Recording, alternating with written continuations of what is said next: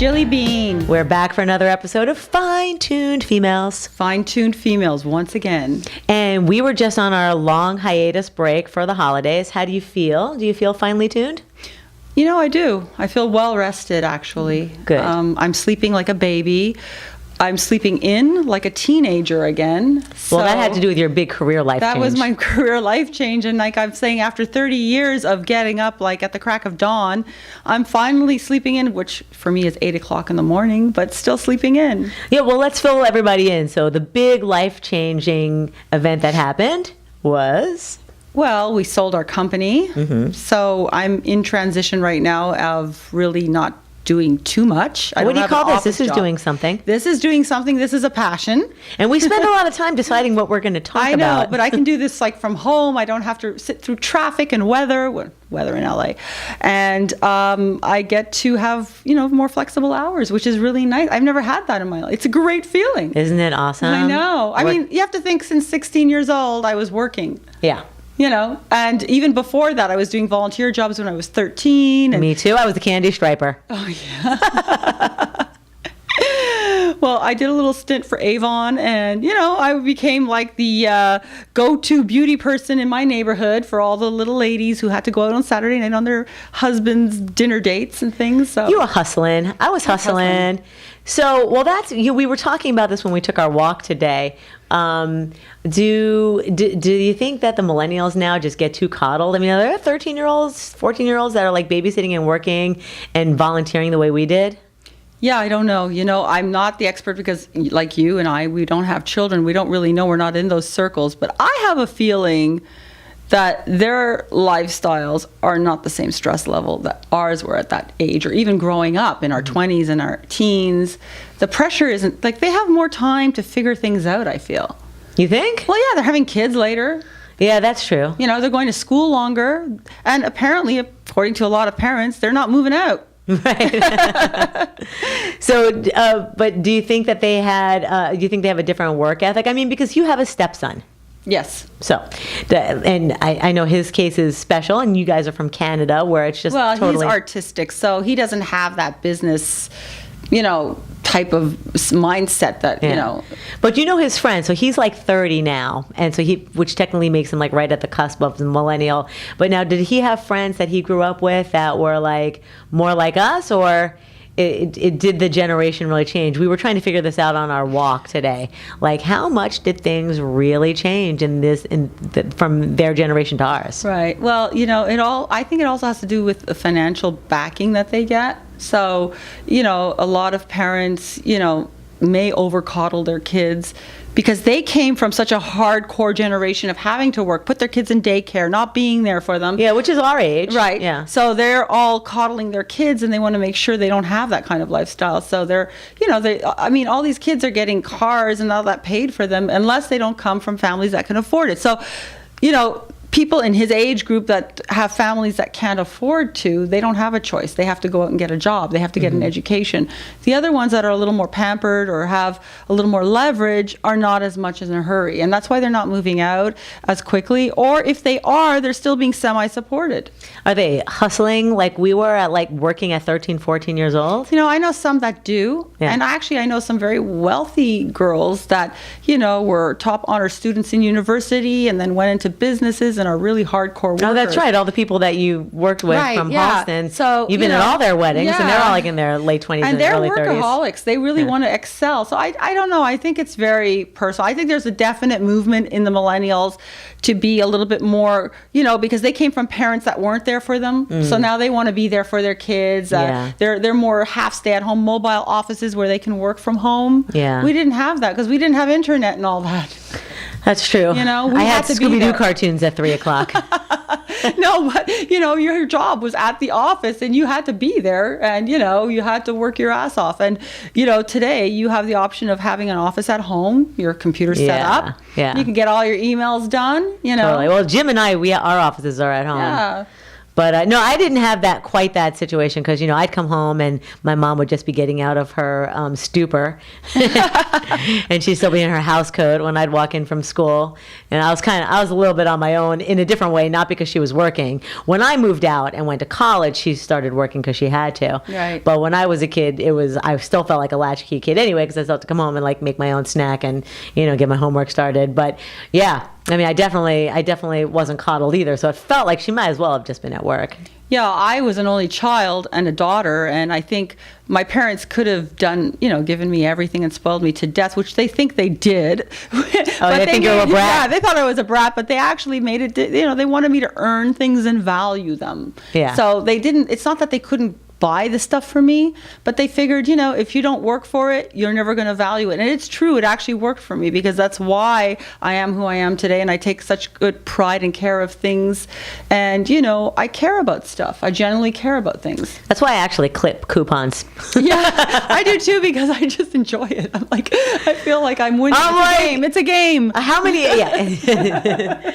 It's not about the discount, it's about winning. It's about how many coupons can you collect. Oh yeah, I had to get Jim all involved in coupons. Yes. So I totally clip coupons. I use the ones at the supermarket all the time, and I never buy anything that's not on sale because I was taught the value of $1. So I mean, I'm assuming with the economy the way it is, that millennials must be taught by their parents something about the value of the dollar. But where we live, in this particular niche of the world, it's I mean, how many times do we walk around the neighborhood and we see a kid driving a Porsche, 16 years old? This is a specific neighborhood that's conducive to that. So I have. Let me take you to some neighborhoods. Well, you'll never see a Porsche. I have a student in my boot camp and bar classes. She's a beautiful, beautiful girl, Hollywood girl, and and I'm driving into the gym, and I drive a nice car, but I'm twice as old as her, and I drive in, and she's pulling out in her freaking like top of the line, whatever that Porsche is. Yeah, right.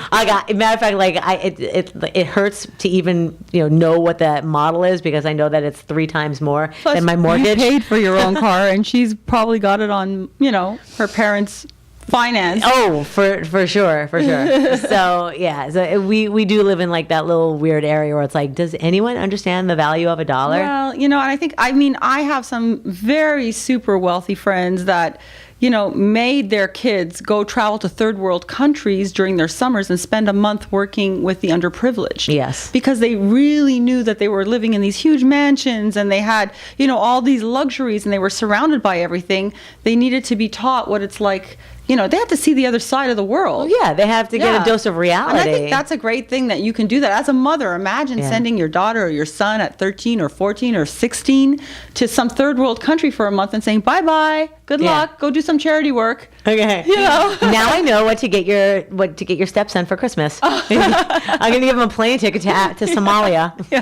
But a lot of people, they just don't understand that because they don't have to give back. I think that's a big problem. Yeah. You need to give back. You need to. It doesn't mean that you have to, if you don't want to work hard or whatever, you have to find some way to, pay it forward. Yeah. And pay back. All right, so parents of millennials, you can go ahead and curse us out as much as you want, but let us know what you think, because we think that probably kids might not be getting taught a value of $1 if you live in certain areas, and some kids might not have enough hustle. They might be getting a little too mollycoddled. Well, also think of these kids are going to be the leaders of the future when you're going to need that support, and where are they going to be? Yeah, there's always articles. I was just reading one where it was saying why the U.S. is falling back behind China and how we're not really the leaders in medical and the leaders in technology anymore.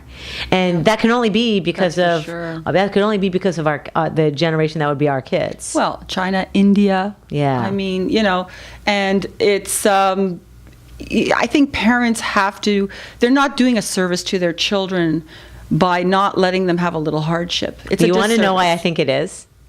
This all came clear to me what's that smirk? Because it's just what you're saying and what I'm thinking are starting to synergize right now, because I just came back from that Tony Robbins conference, right?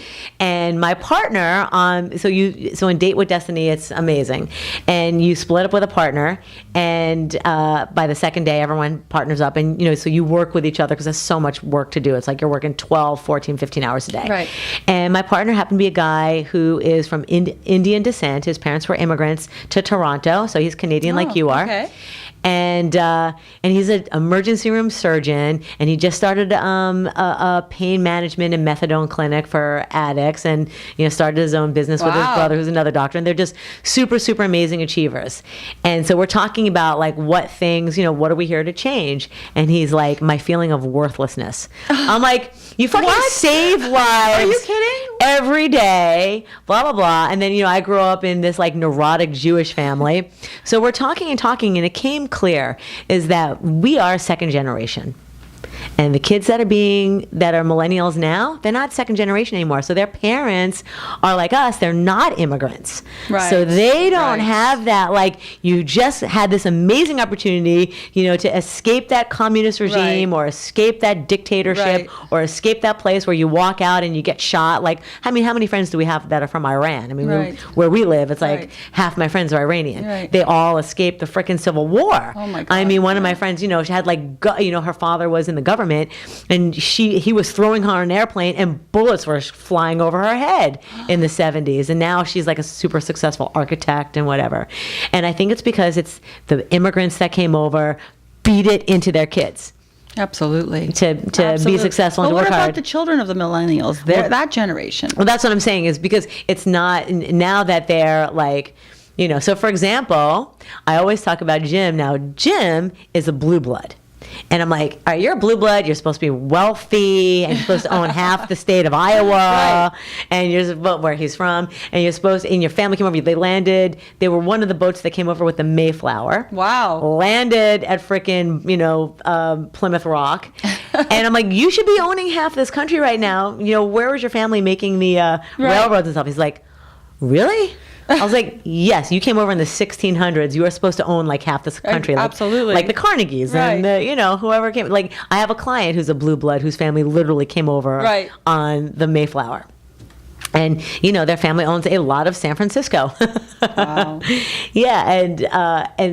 And some people wind up with a lot of, hard work ethic because of the immigrant families, and some of them have been here so many generations that they don't. But the privileged kids, they remind me of how amazing Jackie Onassis was, because she made John and all of her kids like see what it was like, and just be like, you just happen to be in the Lucky Sperm Club. Yeah. And you just fucking lucked out. Well, you know what I think? I mean, this is my personal thing. I think that every child at a certain age, like when you're 18, you should spend 1 year in the military. I think that would be the way to, everybody's treated equally. Doesn't matter what class level or income level you come from. You're all treated the same, and you all have to eat the same shit for a year. I'll see you in Israel. Yeah. I mean, it's a great system, though, because that's a great way of learning. First of all, it's great for you. Yeah. You get to learn structure, discipline. You get a great work ethic from it. And how to shoot an AK-37. Well, not even that. You could be working at any part of the, it doesn't have to be with guns or whatever. You could be working in the offices of it or the medical. You learn how to shoot a gun. You do learn how to shoot a gun. In the Israeli army. Yeah, well, and I'm not pro that, but I am pro the military training, the physical fitness part of it. Everybody has to get a little bit fit. Yeah. And it's a discipline thing. There are no excuses. You're up at 6 a.m. and you're yes, ma'am, and yes, sirring. All right. Well, we will write a note to Congress. And I think that's what they need to do. And then the kids will all have a chance to learn that. And it'll give everybody a little taste of the real world. I actually am all for that. I think it's a great idea, because I always thought, like, one thing, I missed my birthright. So, as someone who grew up Jewish, you get to go on a trip to Israel if you go before you're 26. Right. For whatever reason, I was so busy with the punk rock bands. You had your own. I had my own thing going on. I just couldn't be bothered. And now that is like one of my biggest regrets, is that I didn't take up my birthright. Yeah. And, even one of my cousins, she had to go, her family made her join the military for a year in Israel. And that was one thing. Yeah. The only thing, she had to twist the heads off of chickens. I'm glad I didn't have to do that part. Yeah, I'm not so sure on a kibbutz. Yeah. Yeah, I'm like, I don't like that part. But, she did get to shoot an AK-37. Well, AK-47. I was thinking more like getting up in the morning, having to shine your shoes, having to march, having to do exercises, having to learn discipline. Yeah, I agree. How to address people and respect. Yeah. I grew up with no discipline from my family, because my mom was just sort of like... You were disciplining her. Yeah, my mom was just sort of like, in her diabetic stupor or drug stupor. You know, she was a little bit out there. I mean, not all the time, but there were like big chunks of time. And those times where like my mom was just sort of like AWOL in her whatever haze, I was like, I need some discipline and structure. And that's when I actually, I remember for my 14th birthday, I took my check for whatever, someone gave me $25, and I went to the gym store and I bought myself a pair of 10-pound dumbbells. Wow. Because I was like, or maybe I should join the Army, I was thinking, or maybe I should join the Marines for a year. I need some structure. You know what? It gives you great leadership and team working, and you know, it gives you all the skills you really should. Everybody should have a little taste of it, because I don't think they necessarily teach you all that in school. Yeah, and you come from, your father was in the military. Yes, he was. He was in the Air Force. And Jim's father was in the military. So I agree. I think that's what we should do. And women too. Oh, I'm talking everybody, men, women, whatever. So on Planet Jill and Tata of Fine-Tuned Females, all your kids, 1 year. 1 year, 18 years old, on your 18th birthday, that's the gift your country will give you. Yeah, just for a year. That's all it is, a year, but you'll get, you know, great payback. Yeah. Okay, so you were going to ask me about the Tony Robbins conference. So go ahead, ask me. So let me know how it went. How did it go? Date with Destiny. It was incredible. I mean, the downside was the last day we got sick. So we went to Mexico from West Palm Beach, and we were just sick the entire time. So we were like just laying there like two sacks. Well, you're like in this convention of thousands of people, all these germs flying around, and then you tell me that he refrigerates everyone. Yeah, he keeps you really, really cold to keep you awake and to stop. So there's some germs that spread when it's cold, and some germs that spread when it's warm. Yeah, I was just going to say, germs don't survive in the cold usually. Some germs, but then I was doing my research on this, so I was like, what do I have? And so viruses will thrive in the cold, but bacterial infections will thrive in like moisture and heat. So he keeps it cold and dry. And so I wound up getting a bacterial infection, which I believe was secondary to a viral infection. So I think I got the virus first, and then my immune system was down. I got a secondary infection because I got the fever and chills twice. Like I went through it, and then my fever broke, and then the next day I went through it again to start it all over again. So I was like, you know what? I've had it before where I've had a secondary infection. So that's what I think happened. But it was incredible. Like I said, my partner was great. He's 35 years old. We're like going to be buddies for life. Oh, nice. And you just really, really do a deep dive. And the reason I went was because, you know, I'm more of the like binge and purge type personality where I'd like to like learn everything and boot camp it and like let me just dive in and immerse myself in something for a short amount of time instead of spacing it out. Like, I could go to a shrink once a week, spend my $150 once every Monday, 3:00, like I used to. Right. And then, in 3 months I have a breakthrough. Oh, that's cool. Okay, let's work on that. Next Monday. Okay, see you next Monday. Okay, see you next Monday. And then I just, something happens, then you miss a month, and now you have a setback.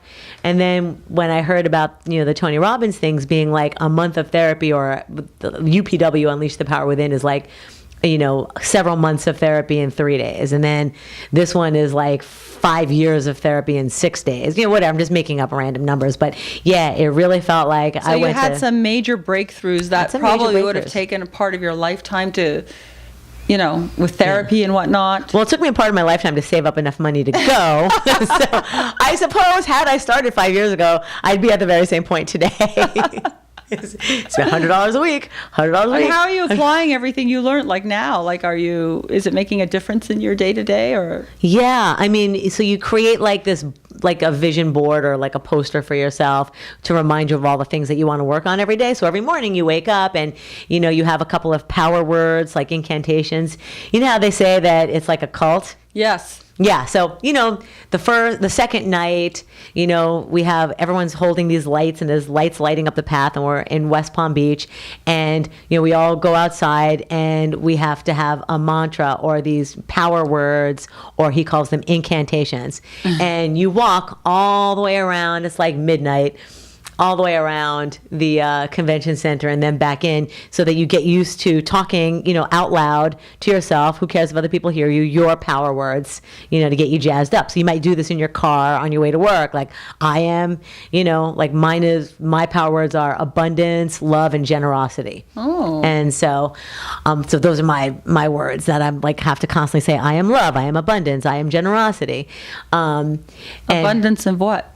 Just abundance, like just you have a lot. It's like you're not want for anything. Right. You have abundance. Oh, okay. So I'm abundance. Right. Yeah. I know it's weird to say I am abundance. Right. I thought you meant you are. Yes. Yeah. But for whatever reason, when you're doing an incantation, you say I am. So I am love instead of I have love. I am. So you radiate it. For whatever reason, like all these self-help gurus, they always... Yeah, I have that. I chant in the car, I am hungry, I want food. Yeah. I'm a fat slob. I need chocolate. I'm a fucking hungry cow. I love food. Food loves me. Yeah. I get it. I've chanted myself, and it totally works. You idiot. How could you do that? How could you say that? So anyways, so this is the exact opposite. Yes, you chant your power words. And it's so funny, so I'm talking to my partner as we're walking, doing our chant. And I'm like, and I pull up my phone and I take a selfie and I'm like, and of course we're not a cult. It's amazing. How can anyone think that we're a cult? As we're walking around the convention center chanting. But it's not a cult. But I can see how people think it is. Yeah, right. Orange robes by any chance? Yeah, but no, we weren't wearing Tibetan Buddhist robes or anything. But it was the David Koresh moment for sure. But no, it's very cool. So like that's like one night, and one day is relationship day. Everyone's really excited, and so one celebrity was there, Annette Bening. She's been at all of his things that we've been to, and so I'm asking my clients who work in Hollywood. I'm like, is there any problems going on with her and Warren Beatty over there, or what's up? Well, they blasted, so it must be working. So it must be working, right? Yeah. And I hear he's a pill to deal with because. Is he really? Yeah, so word has it from my Hollywood people is that, egomaniac narcissist. Well, that's just Hollywood. I mean, that's a prerequisite to be part of Hollywood. Well, yeah, but then there's some people who are just not as bad. Right. There's levels. Yeah, there's levels. Yeah. So he's pretty high on the continuum, supposedly. I mean, how can you not be narcissistic, vain, self-centered, egomaniac, and survive Hollywood? It's you have to. Yeah, to survive, that's for sure. Yeah.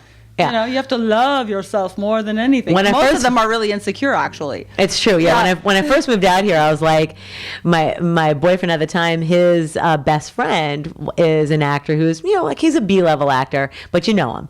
And you've seen him, you know him. And he does voices, and his voices and stuff.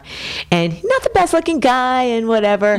And I would say to my boyfriend, I'm like, God, he is so fucking egotistical. It's like, does he realize he's like not all that? He ain't that good looking. He's pretty hairy and he's got a big bald spot. I'm like, why does he think he's the shit? And then he explained to me because he's an actor and he needs to. Absolutely. I'm like, oh. Absolutely. But how else would he survive? You ever see these people that really don't have much going for them, but they've got this overwhelming personality and self-confidence, and people are just drawn to them? I mean, yes. It's almost a power. Tony Robbins talks about that all the time. Like, that's how he became who he is. Right. Because he grew up from in a real, like, if I thought I had a somewhat of a slightly poor childhood, let's say, his was really rough. Wow. Yeah, and he, at 17 years old, he got that bug. He was going to his mentor became the one super famous self-help guru. So the Tony Robbins of his time was his mentor, a guy named Jim Rohn. Oh, okay. Like when you're scrolling around on Instagram or Facebook, you always see like motivational. Wow. Those motivational slogans, like half of them are from Jim Rohn. Well, he probably needed it because he probably had such a crappy childhood. Yeah, he was abused by stepfathers and stuff. Oh. Yeah, his mom was married a few times. So. Yeah. And he talks about that all the time. Right. And so he teaches you all the lessons that got him to where he is, which is great, which is a lot of stuff that I need. So, so I got my power incantations, and so you put those on your sheet. Your mission in life, like what's your mission, your life's mission statement? What's your primary question? Like what's the big thing that you're trying to search for? Like, and not search for like that you need, but something that you ask yourself a question of, how can I create this for the world, or how can I have this? How can I reach this goal of my life's purpose? Can you share that with us, or is that private? No, it's not private. Me private? I know. Come on, really. Ask me anything. It's true. I mean, if you want to know the last time I shaved my bush, I know. We whatever. already know. You advertise it. You let everybody know. I don't advertise. If I was advertising, I'd be making some money. Your ad here. I'm surprised you haven't done that. I mean, Yeah, seriously. Well, let's see. Who wants to advertise right here? Trying to think. Look at all these sponsors calling. My doll. Yeah. Pampering. Right. Yeah. Your ad right there. That's right. Yeah. So I can't remember the primary question the way that I have it written. It's written so nicely, but it's something like, how can I love and appreciate myself even more while creating abundance and joy for myself and the people that I love? So just how can I just create more happiness? So do you have an answer to that, or is that no? That's like that you ask yourself that every day, so that you wake up in the morning with a purpose. Okay. Right. I love it. It's great. So motivational. So let me try to say that one more time. How can I love and appreciate myself even more while creating abundance and joy for the people in my life and myself? So you're talking about how you can do good things for others to make your life that much richer. Yeah, sort exactly. of like giving back. Exactly. Right. And you have to hit these little like triggers for Right. yourself. So one thing is that and you also do your values. So here's the values that you're trying to move towards. Like, what are the things I really want to be more of in my life? Like, what are the things I want to improve? What kind of person do I really want to be that I value? And what do I need to move away from? Right. And are you able to distinguish those two things? Oh yeah, Okay, absolutely. good. You spent a long time on Yeah. this. So one of the things that I've been trying to move away from forever since, and I can tell you the day that I needed to start moving away from this, I was 25 years old. I was breaking up with that guy, 24 years old. I was going through a breakup with that guy I was telling you about, whose Right. best friend was the actor, who I Right. was like, why is he thinking he's a shit? Yeah. And so that guy and I were breaking up. I was really young, and I'm like, I need to go to a shrink. And which I've always known. So I go to this shrink, and he was wonderful. His name was John Reynolds. If anyone ever finds a shrink named John Reynolds, please send him back to me. He was very affordable. He worked at one of those clinics because I was unemployed at the time. I was in between jobs. I was freelancing, much like I still do. And he said, and I was beating myself up for this relationship ending, even though I knew I had to. I was just too Right. young to get married. My boyfriend was 10 years older than Right. me. He had a kid. I would have been a stepmom at 24. I don't even know how to A lot like to take on. Like I still don't. Yeah. I still didn't even have like a good system for laundry yet. Yeah, you still finding yourself. I'm still trying to figure out. I'm still totally. trying to figure out how to separate my darks from lights. I'm still trying to figure out like, does Clorox really work better, than Tide? right. Like I didn't have shit all figured out yet, right? Like I didn't even know the difference between whole wheat bread and Wonder Bread. So, yeah, and I'm like, I can't be a stepmom yet, which is one of the main reasons we broke. I'm like, it was just too early for me. And so I go to this shrink, John, and as he's listening to me with his eyes glazing over and probably ready to slit his own wrists, I gotta quit this job. I'm sure that's why he left. I'm sure it was me. Yeah, I was Like, gonna say after you, he's done. I'm pretty sure I ruined him, and he's like, I quit because 2 months later he was nowhere to be found. He You're like just left. This woman's unfixable. Pretty sure that's what happened. Right. So anyway, he looks at me and he goes, "Do you always have to be so hard on yourself?" And I was like, bullet between the eyes. Yeah, why do I have to be so hard on myself? Anyway, cut to a shrink 15 years later. I was like, yeah, I'm really hard on myself. So I still didn't figure it out. So now cut to 25 years later. Oh my God.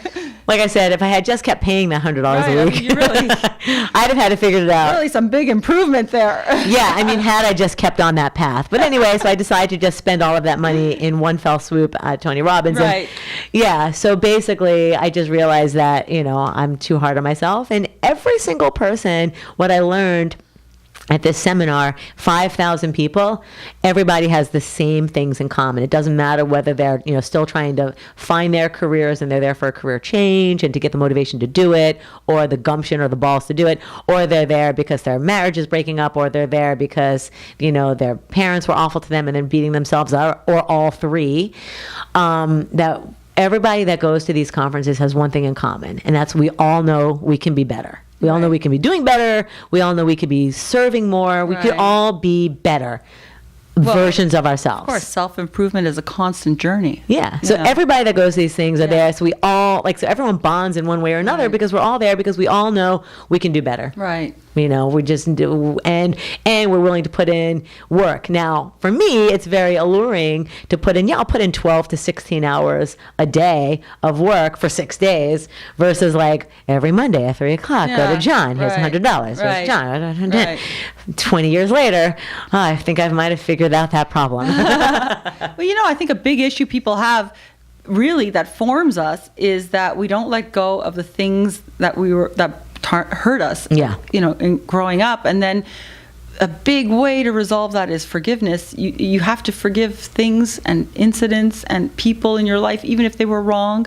And then you have to forgive yourself. Oh, huge. We spend a lot of time working on that stuff. Yeah. Why are we so hard on ourselves? We're our own temple. The only thing that can love us the most is ourselves. Yeah. So why do we chip away at that and try to destroy it?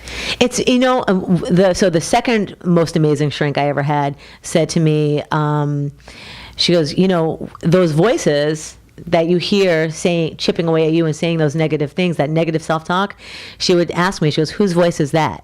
Because she goes, you didn't learn that. You didn't say to yourself, you stupid fucking idiot. Yeah, right. It's not like you said that to yourself. You heard someone say that to you first. Absolutely. Like, you're an idiot. How can you be so stupid? How can you do something so dumb? Family member, somebody who loves you, or it could be in school if you were bullied. Somebody's voice. They're forming all your idiosyncrasies and all your problems that are in the future. Or any self-loathing came from someone else's voice. But is self-loathing easier to do than self-love? And is that a comfort zone?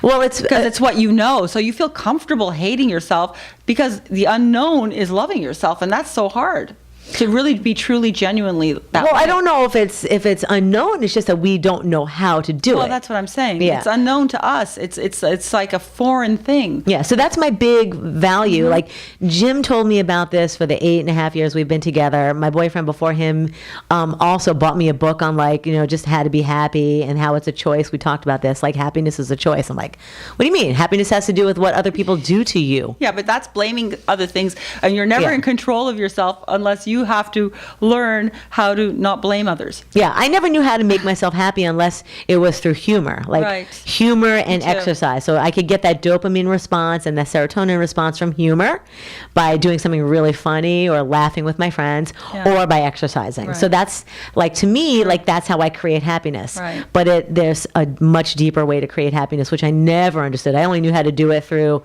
comedy or through or through exercise. Right. Yeah.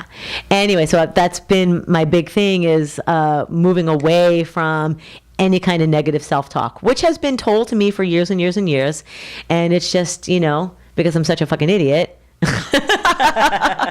Listen, because I'm such a stupid moron. It's taken me all these years to figure it out. I'm so glad that you're not such an idiot. I'm so glad you're not beating yourself up over this. And that you've learned so much. Look at the progress. I'm so glad I'm not such a stupid moron anymore.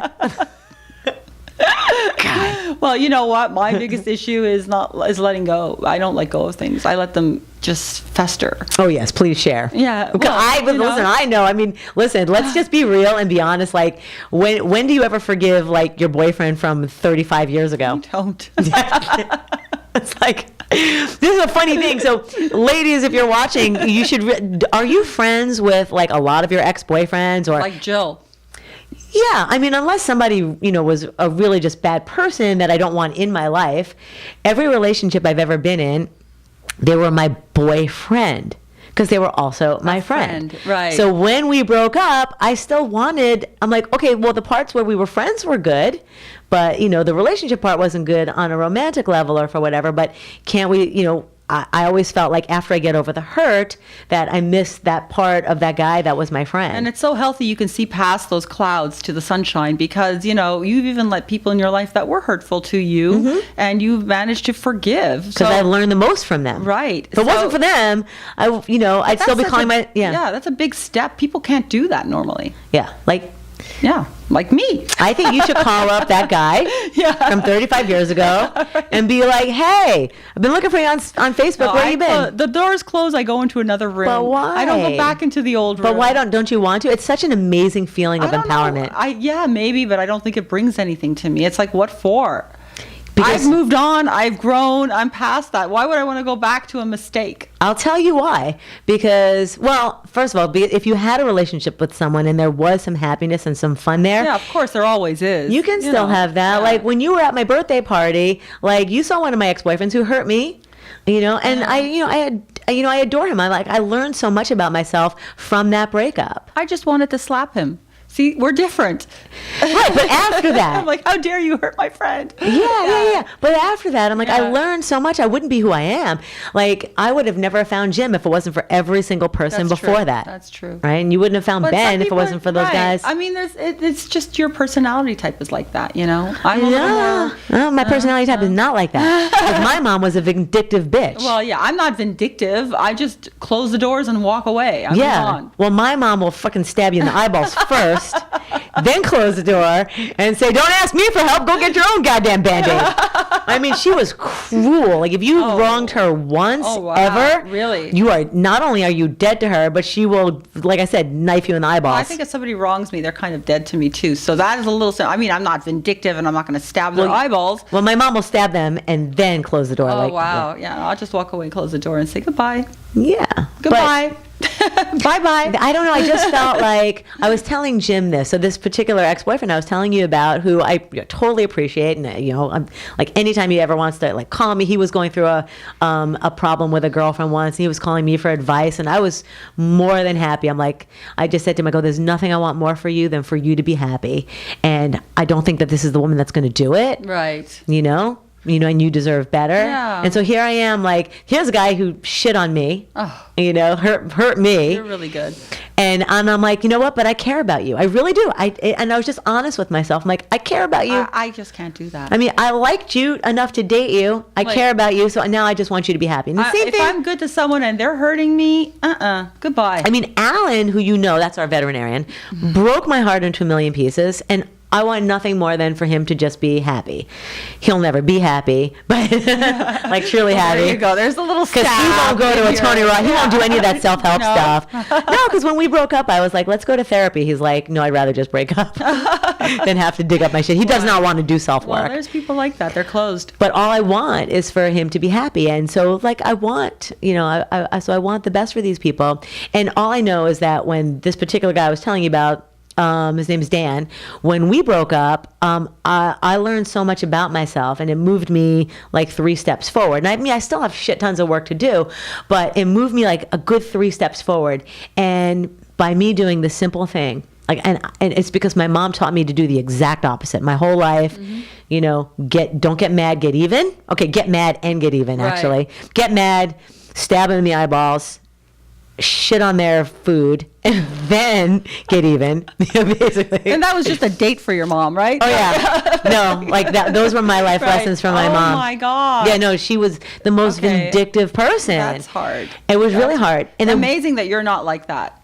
Then this was the guy that changed it, because one day I was like, I just can't. I mean, I'm like 35 years old. I'm not having any good relationships. I just had I was getting ready to go into spine surgery. I'm like, I don't even know if I have a career anymore after like next month. Oh my goodness. Like, so my boyfriend and I break up. I'm going in for spine surgery, and I'm going to be all alone, healing from one of the riskiest surgeries there is, of spinal fusion at my age, And I mean, I totally trusted my doctor and everything, but I don't know if I could ever work again. Like, this might be the end of my career. I changed careers, from production to do fitness. So here I am now I'm 10 years into my fitness business, and I'm like, and I might be losing it. And I was like freaking out. Yeah. And I said, you know what? What happens if I'm just honest? And I just said to Dan, I'm like, you're really hurting me. Like, wow. I'm like, I'm not in love with you. I don't have a problem with the fact that we're breaking up, but what you did and how you did it, and I'm really hurt. Right.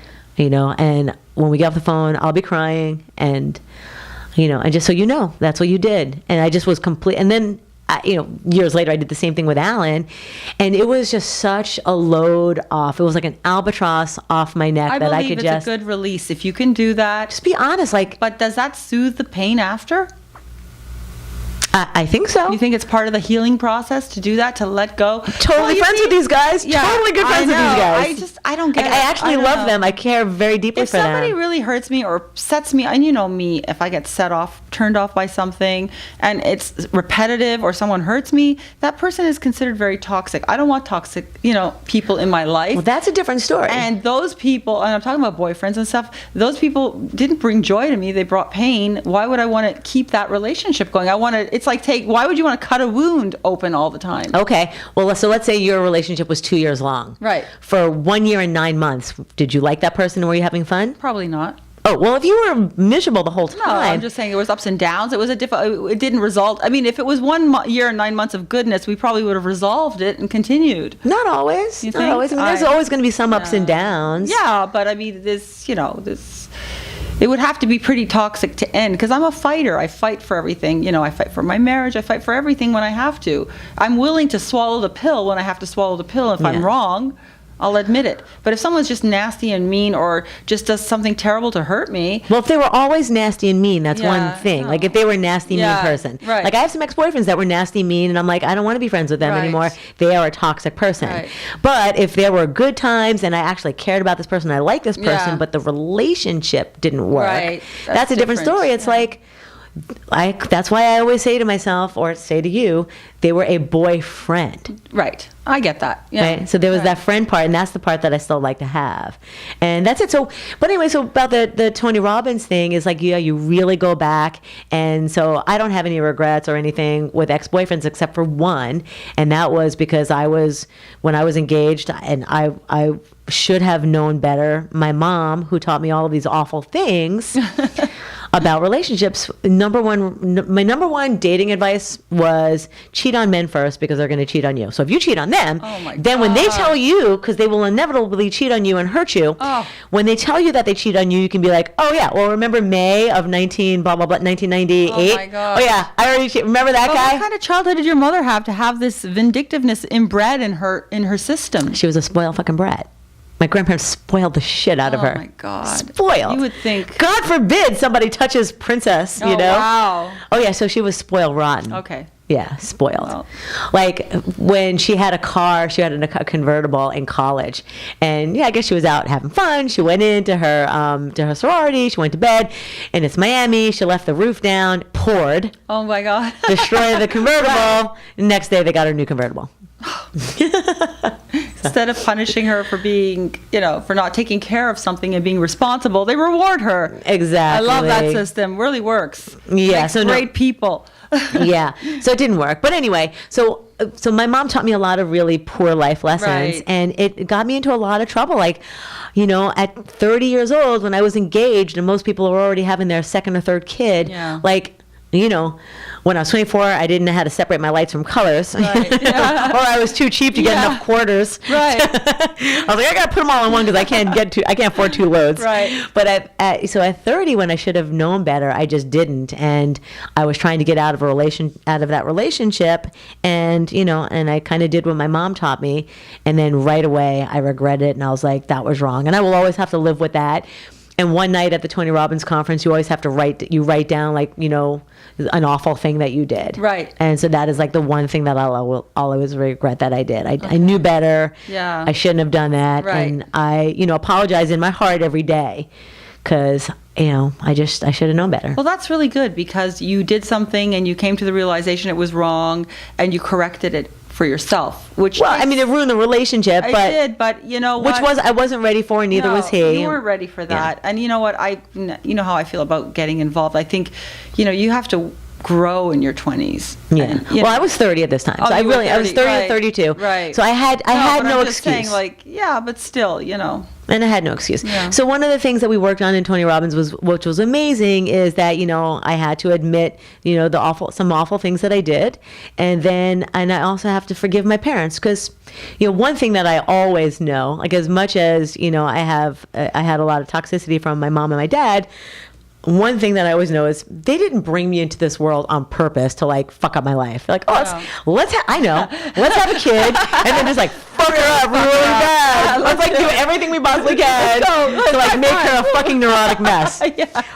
I'm in. Let's do it. So I know they didn't do that on purpose. But you know, you still always feel like that victim thing, and you spend a lot of time in the Tony Robbins thing, like getting over any kind of victimization that you might have felt from, you know, parents doing you wrong. Well, here's the thing, and I know this from my own mother, and you know how her relationship with her mother is not everybody's a natural born good parent. Like there's no guidelines, and some people they may want kids or they don't want kids, but they have them and they're not really made for it. Well, when they spend 1 year in the military, yes, from now on, they will be much better parents. Right.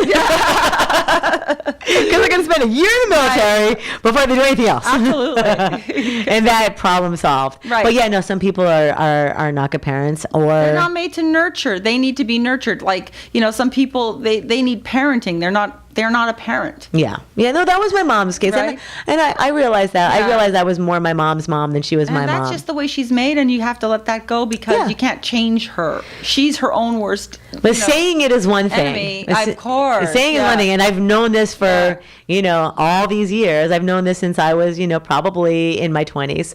But putting it into your body, and that's the one thing that Tony Robbins does, is that he makes all of your emotions physiological, so you feel them, right, and then you can express them, right, and you know, so he's really into, like, you know, your stature and your physiology, right, and that really speaks to me as a physical person, because that's how I got over any depression I ever had, was through physical movement. Right. I didn't even know it at the time, right, but I just felt like I felt meditative when I'd be swimming. I felt like, you know, any depression I had went away when I was moving. You're regaining some control over you know. That too. That's definitely that. Absolutely, that too. So you have control over yourself. Right. So Tony Robbins really hits that home in all of his lessons.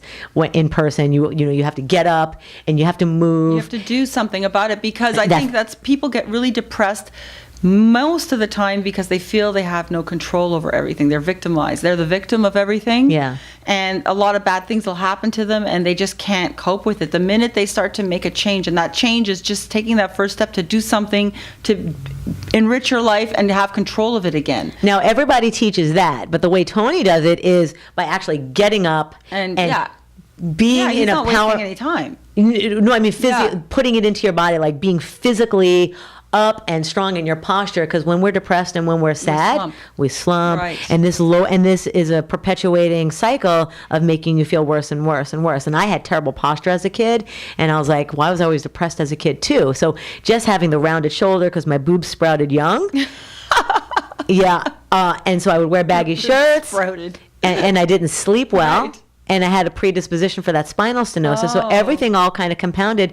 And as a kid, I always slouched like this. And that even adds on to depression. It just keeps perpetuating. Well, I was depressed when I was a teenager, and my mother always made me sit with good posture. And she was, you know, making me correct my way I walked. And you walk proudly with your shoulders up high and your head high. And my grandmother taught that too. And I'm like, okay, I'm doing all this, but I'm still depressed. Yeah, well, when you're a teenager, it's not. But you know, if you're in that slumpy position, you'll keep perpetuating it. And anyway, so Tony, you know, it's great. So he gets you up, and you have to physically like be assertive in your own body, and then that translates to how you react with the world. Absolutely, because and how you interface. You're like this warrior of your life. Yes. Yeah. Right. So it's great stuff. And, you know, I was able to get over, I mean, I still have work to do. It's like, it's not like it's a cure-all. There's people I met there that were there 5 or 6 times. Yeah. And I'm like, that's a lot of work. Yeah, and my partner, 35 years old, it was his second time. Wow. Yeah. Well, I know people that have gone several times too. Yeah. So definitely,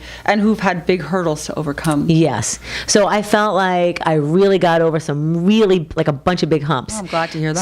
So there's one I told you, there's Relationship Day, which was really fun. There's a Beverly Hills plastic surgeon here who was a 2.5-hour intervention. Oh, wow. Yeah, so it's a woman. Everyone who lives in Beverly Hills. There's a woman I'll just mention her first name is Kathy, and she's a plastic surgeon here in Beverly Hills.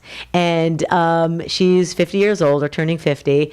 And Tony did like this 2 hour. I was like, oh, I wish they were shooting a documentary of this, because it was really funny. And he like was getting her through all of her relationship crap and why she's 49 years old and only has had 2 boyfriends in her life. And Wow. But yeah, you put your business on the street, but it's good because she made a lot of friends and people were really there to nurture her. And Well, talk about it takes a village, right? I Yes. mean, definitely get support. yeah, so it was really Yeah. wonderful. And then another day was Suicide Day. Oh my God, what's that? Oh, so Suicide Day is, well, if you saw the documentary on Netflix it was I Am Not Your Guru. There was, he talked some people down from wanting to commit suicide. Wow. So there were 12 people. He says, who's here wanting to commit suicide? No kidding. And you already know because you fill out an But application they before. can't want to commit suicide if they're going there. They're looking for help by going there. That's right, but these are people who have been suicidal Okay. and had recently tried to commit suicide. Wow. And they already know because they have a seating chart. They know where you're sitting. Okay. And you fill out an application before, and when you answer these questions, they already know who you are. So it's not like it is. The shows are produced. I mean, so 12 people stood up, and he already has done his research on who he's going to pick. Right. So he maybe out of the 12 people, he's like, it's either going to be this one, or this Right, one. right. It's already pre-planned. Okay. So I mean, it looks like it's on the spur of the moment. Right. It looks like off the But cuff. it's all done before. It's behind the scenes. Right. Yeah, I mean, I figured all that out, and between that and the documentary. So yeah, so he picked this one guy who was suicidal. This other woman, her story was not that interesting, and then there was a third person. So he talks them all down, and we're all helping, and we're all part of the group, and it's amazing.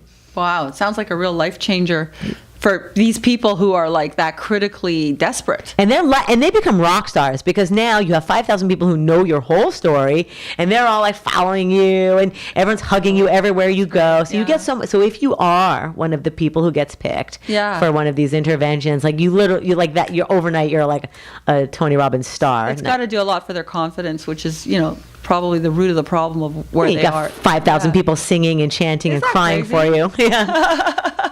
Yeah. So it What a was really fan fun. base. Yeah. And then we did all these really cool meditations that just like help you forgive like any issues that you've had. So it was great. I mean, This isn't the one where you had to walk across the hot coals barefooted. no, that's Unleash the Power Oh Within. yeah, that's right. Yeah. That's that's the one that they do downtown Yeah. LA. That one was so fun because I really wanted to walk on those hot Yeah. coals. It was one of my bucket list items. So when an opportunity came to get a ticket, I was like, yeah, let's do that. Wow. I want to do the firewalk. Wow. Yeah. Yeah, I know. I have a lot of friends that did it. Yeah, it was a bucket list Yeah. thing, so that was fun. So yeah, so it was great, and you make great friends, and this was my third one, and I don't know if we'll do another one anytime soon, but if we do, it'll be this one again. Oh, you're going to do it over? I don't know. I mean, if we ever do another one, it'll be Yeah? this one again. Why? It was that great. I mean, we met couples that went 4, 5, 6 times. That's crazy. Wow. And like I said, the 'Cause guy, it's expensive. yeah. Oh. And my like I said, $100 a week of therapy. Yeah. Right. Same Yeah, price. right.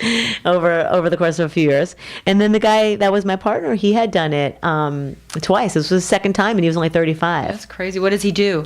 He's the guy I told you he's a doctor. Oh, he's a doctor. Oh, Yeah, and he has all this negative self-talk and feeling of worthlessness because and he he's saves all these lives. yeah, Right. because he's the son of immigrants. That's crazy. And he feels like I'm dark-skinned. I'm a dark-skinned son of immigrants. I'm But worthless. I know that from India, they put a lot of pressure on their kids to succeed in Yeah. everything, and that often leads to a high rate of depression Yeah. in those cultures and in those areas, because it's like Asians too. They want their kids to be superstars, and it's a lot of pressure. Yeah, and then and all the and Jewish kids too that Yeah, came well, over that's second it. Yeah, generation exactly. because they were escaping World War I or Right. World War II. Right, exactly. So they had all that pressure. My son, the lawyer. My son, the doctor.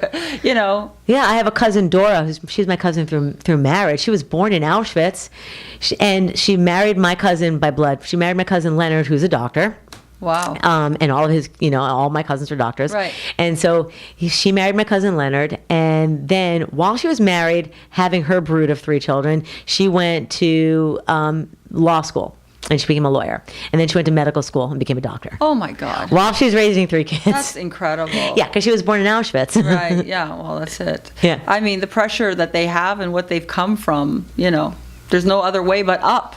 Yeah, exactly. Yeah. That's Yeah. what my dad used to tell me. He goes, when you come from nothing, there's nowhere to go but up. You just can't, And that's a problem. So like, for parents who have kids now who don't have to struggle, it's like, I understand, Well, these generations haven't. I mean, aside from 2008 and the financial slides, maybe their parents had lost their jobs or they lost their homes. Yeah. They may have seen that. But other than that, they're not really coming from a war or any hard times like, that our parents came from, basically. Yeah, where you might die. Yeah, you might die. You might die of starvation. Right. You might die of gunshots. Right. You might, die in an oven. Right. And I mean, so they're not into tune with reality and how the survival instinct is so strong. But I suppose, if you have kids, you want to protect them from all that too. So that's the dichotomy. Well, it goes back to the 1 year of military. That's right. Taste. I think we've solved a lot of problems in this show. I think we should go talk to the Senate and the Congress. Exactly. I was going to say. As soon as the Senate and Congress decides to actually get on the same healthcare system that we're on, then that military thing will happen next. But first, we have to make sure that they have to deal with healthcare the way we have to deal with healthcare. Exactly. So I think we solved the world's problems today. That's good. We saved the world again. Let's talk about products. All right. What products would you like to discuss today? Because I think you were mentioning something about deodorants. Yes, male deodorants. Right. I was running low on my Dove female deodorant, which I really love, because the one that I have is it smells like a spa. It smells like cucumber water. Oh, it's yeah, delicious. I know which one. It's the green. Yeah, so I love that one. It's like cool, fresh cucumber. I'm like, oh, my armpits smell like My a armpits spa. smell like cucumber. I'm hungry. Let me eat those Smells armpits. like a spa. But I'm almost out of it, and I want to save that last little bit in case I'm going to be somewhere where someone's actually going to smell my armpits. Right. I'm sure. Yeah, because you're not sitting close enough to me to smell. No, but you're working out with people, so. Yeah. So I look in the medicine cabinet, and Jim has one that's similar colors. It's gray, and it looks like a cucumber color, like it's gray and green. And I'm like, I smell his, and I'm like, that doesn't smell so bad. So I used Jim's deodorant the last few days. And? I like it. I mean, is it weird for women to use men's deodorant? Well, do you like it better than the women's? I don't like it better, but I like it. It's different. Well, I think they make men's stronger, actually, because men Smells nice. Men have hairy armpits and sweaty armpits. And general. I do a lot of push-ups and planks. Yeah. And I smell my armpits a lot. Are you doing that? Are you doing a plank smell? Yeah, when you push-up smell? Seriously. First of all, I tell people if you're doing a plank and you could smell your armpits, your head's too low. So you gotta elongate your spine. Your head has to be an extension of your neck, which has to be an extension of your spine. So if you can smell your armpits, your head's too low. I tell them that on a spinning bike. But every once in a while, I do want to check. Before I walk over to someone and correct their posture, right. I need to check my armpits first. Right. And so I'm using Jim's right now. Is that weird? Well, what do you think about that laser treatment they do to stop you from sweating? They do something that if you like for people that sweat excessively, they do something with a laser and you kind of closes your sweat glands. I think that's dangerous because you have to get those toxins out of your body. Yeah, that's weird. Yeah, but I wouldn't do that. No. But I think going back to deodorant, they're stronger for men because they have hairy armpits. They're not shaving and then like maybe we are. They sweat more. They sweat more. Okay. So is it okay? Like if I use Jim's deodorant? I think it's perfectly just fine. checking. Yeah. Okay. I think it's nobody would. I think they should just have non-gender deodorant. Why do we have to have everything? They used to have Yeah. It was just Arid Extra Dry. Right. Blue spray can. Maybe some guys want to have a powder fresh armpit. Why does it have to be only women? I don't know. When I was a kid, my mom and my stepdad shared the same deodorant. Wow. It was Arid Extra Dry. And then when I was 13, I was like, one day I smelled my armpits. I'm like, oh, that's gross. So one day I used their Arid Extra Dry. And the whole family was using the same Arid Extra Dry. And my mother didn't use deodorant because she didn't want the aluminum and all this stuff. She was so natural. So she used that stupid crystal thing or salt thing. I don't know, the natural. Really? That doesn't work on me. I mean, I can't use that stuff. No, so I'm using the Dove men's, and then I have my other Dove, and Dove, if we're looking for sponsors, and then and then I got a sample of the Dove that's just the deodorant only, not antiperspirant. Right. Yeah. So it doesn't clog your pores. My mom was onto that already in the 70s when I was a kid. So it doesn't make you not sweat, but my armpits, when they do sweat, smell nice. Well, that's good. So I have sweaty, flowery smelling armpits when I use that. It must be such a turn on. Yeah, so I've got like the armpit stains, but it smells nice. Yeah, that's another thing. I put all this deodorant on me and I still sweat. I still get the stains when I work out. Like, Isn't it supposed to block you from getting all that stains? The antiperspirant's supposed to block it you. doesn't do it for me. Oh, well, that's true because I sometimes I still get the Why white. do I get the wet armpits? Like, obviously if it's hot out, but still. Yeah. Oh, you know what? Maybe it's block just it. because you didn't put enough on. No, like, I put a lot on, and then I get the spray, the one that should block everything. Dove, Arid. Can you please answer that? Somebody, please, from Procter and Gamble. I'd like to know because I have the Dove 48-hour spray, and I still get sweaty armpits if I'm like doing something excessively. Who is that? Procter and Gamble. Procter and Gamble, hit us up. Let us know. Let us know. Yeah, because that does sometimes happen to me too. Right, and I mean, isn't that kind of like false advertising if you're not doing what you're supposed to do? Yeah, I don't. Most of the time it works, but there are times like never. I mean, maybe it's like sunscreen. Maybe it only lasts like 4 hours and you have to reapply. I'll tell you something, Jilly. Oh no, it says 12 hours on there. It says 48 hours mine, and maybe it's just for the smell and everything. But I know that I put it on, and an hour later on a hot summer day, my armpits are wet. Oh wow, I don't know. All right, Procter and Gamble question for you. Yeah. And one more topic before we go, because we've got other stuff to do today, right? You're right. The microblading. Everyone's microblading. Ladies, if you microblade, please hit us You up. talking about eyebrows? Yes. Yeah, I don't know. I don't know. Can you microblade your cooch? I guess you can microblade everything, but I don't get Mickey Mouse. I don't. You You know get Mickey what? Mouse. I'm just thinking everybody's starting to look like a marionette doll. Yeah. Like it's starting to look all like these tattooed on stuff, and I'm talking about eyebrows when they get the eyebrows tattooed. I understand if you've lost all your eyebrows from something, but I have friends that have tattooed on permanent makeup and all that. That's me getting too. a little weird. Yeah. But the microblading, that is such a big trend, and I've been asked to do it, but then I see stubble on the microblading. Like the women with really heavy, thick eyebrows, I still see the stubble where they microblade. And it looks too geometric. I just feel that doesn't look natural. Like, shouldn't it be softer looking? Yeah. They started off with mostly like women that had darker skin because they have much more hair. Right. Like, I have a lot of Persian friends, and Right. they're the first ones I saw doing it years ago. Right. And I thought, that's they may have like extra thick hair and they want to like curb it. And then all of a sudden, a few years later, they're asking me, "Hey, you want to go to my friend and get your eyebrows microbladed?" I'm like, first of all, I hardly have any eyebrows. Like, I'm Right. just whatever I have, I'm trying to like pencil in. And then my friend Susan, who owns a hair salon, now she has she owns 3 hair salons down in Long Beach, and she has a woman who started offering tattooing and microblading. Okay. And I'm like, okay, so like how big is this whole thing getting? Right. Well, I think it's getting big. I'm seeing a lot of Instagram posts on it as well. Okay. Lately. I know that for waxing, the problem is why waxing isn't very good is because it does, it's very delicate skin on your eyelid. And waxing, you're pulling. So you're actually pulling that skin, which is going to cause premature sagging. But and they wrinkles. wax it to do the dermablading? No, I'm talking about when you're waxing your eyebrows. In general. Yeah, in general. Oh, yeah. Right? So that's not really good. And I think threading has kind of gone out of mode. They're not doing threading. Oh, I have to do anymore. the threading because I use Retin-A, and I can't wax. Oh, that's another thing. You can't wax if you're using Retin-A. Right, so I have to thread. So options are limited, Hurts. because I do a lot of waxing. I have very fine blonde hairs that you can't see. I don't actually have to do my eyebrows. I have to do the blonde hairs underneath. Me too. And I find my skin has become so like slack because of it. Me too. Yeah. No, it's just because we're older. No, I The think slack- that the slack is from the women age. No, but somebody told me that, and they said that if you're waxing, you're pulling your skin That's true too. You're right. But you're only waxing how often? once a month. Oh, you are? Yeah. Oh, okay, maybe. Yeah, I don't even wax that much. I try to tweeze Then a I lot. tried laser, Oh, yeah. and that didn't work. Well, the tweezing too. We're screwed. We're pulling those freaking I know, eyelids out. right? Yeah. So whatever. Pretty bad. Yeah. All right. So what's it called? Microblading. If you do that, hit us up. Let us know Let if us it know isn't. what you think. I don't know. Yeah.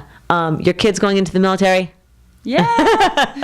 Let's get our generation to be strong again. Let us know what you think about that. And then what was our other topic? Oh, yeah. Should women be able to wear, should we have unisex? I think it should be Deodorant. just non-gender. Yeah, I think so too. That's originally what it was. That's what it should be. I mean, I know it's because they're creating more sales volume and, marketing to 2 different categories, but hey, Yeah. it's right. deodorant. Get over it. Yeah, I'm all for the unisex. Yeah. All right. Okay, so that's about it for today. Okay. All right, fine-tuned females. We will see you next time. Next time. Bye, All right, Tata. bye-bye.